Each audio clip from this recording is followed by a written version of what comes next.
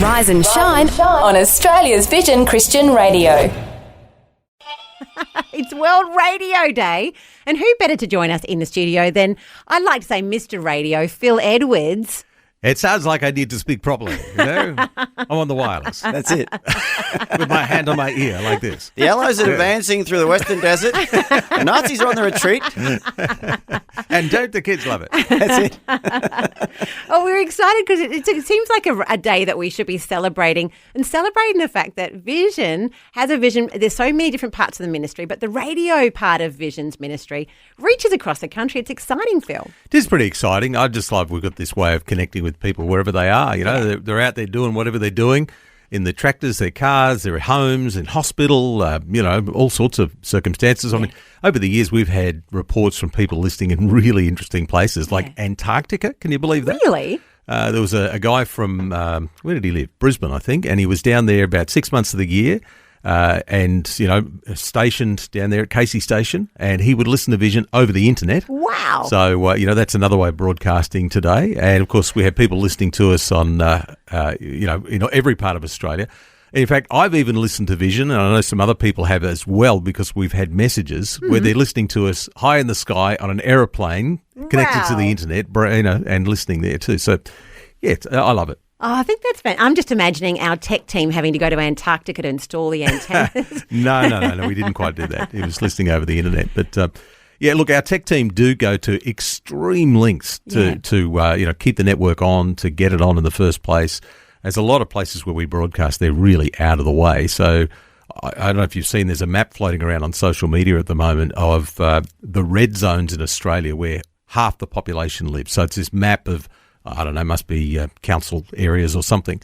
But there's these little tiny red bits, you know, Sydney, Melbourne, Brisbane, pretty much, which represents 50% of the population.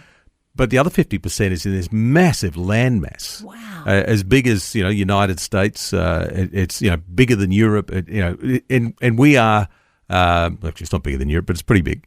But, you know, we have broadcast all over the country and a network of about 700 and something, I don't know the exact number off the top of my head at the moment. It goes up and down all the time. Transmitters out there, and each one of those, you know, has to be physically located somewhere. There's a relationship attached to that.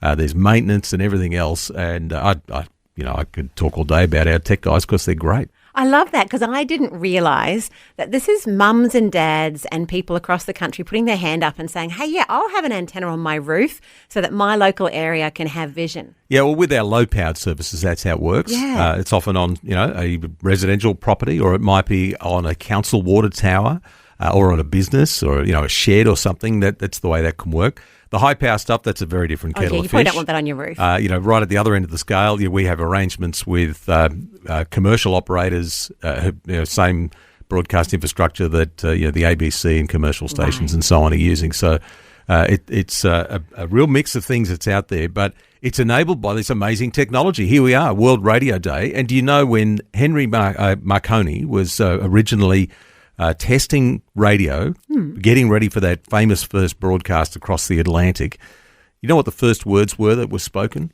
No. In a test? It's really, really creative. Can you hear me? Well, he got to the point. He did. He would have been excited when someone said, Googling yes, about I Cody, can. isn't it? Yeah. So, Phil, tell us a little bit about the history of Vision, because some of our listeners have just started listening to us in the last few months. Yeah. What's the history of Vision Christian Radio?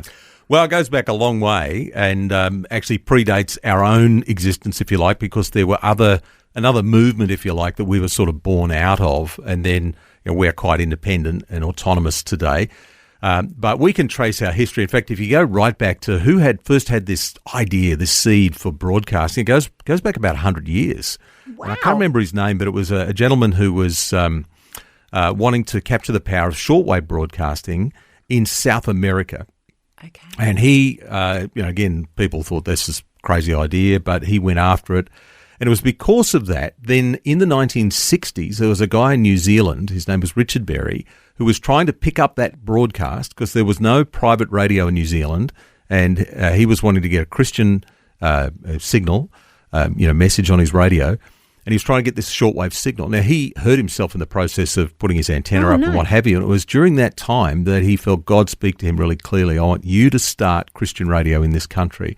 That then led to a great network around New Zealand, which is thriving today. It's called REMA, and they have 3 different radio networks and a television station. And I actually worked there for a number of years, so about 20 years ago or 20 plus years ago. It was out of that then other people around the world were saying, hey, can you come and help us? Or they were also looking out going, can we go plant something somewhere else? And, of course, New Zealand, Australia, is not that far. Inevitably, in the 1980s, there was a team of people that came over and helped to start the work here. Amazing. And just for our listeners too, Phil, we also help encourage Christian radio across the Pacific too, don't we, through UCB? I think there's 13 nations now that we're involved in. Yes, that's right. So we are directly involved in helping others. And in fact, when you give to Vision, part of your support actually goes toward that. We've got a couple of full-time staff that are embedded in the team that spend their time helping others to become established and to thrive in their own local context. Unbelievable. Well, it is believable. Well, it is Thanks very to God. and it's an amazing story. And there's been lots of, crawling over crushed glass to try and make it happen over the years from lots of different people.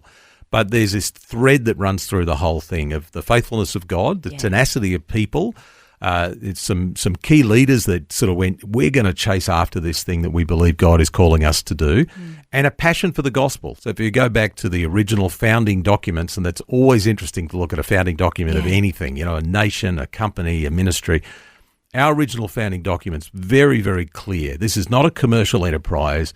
This is, an enterprise for the gospel. Yeah. It's all about communicating the gospel.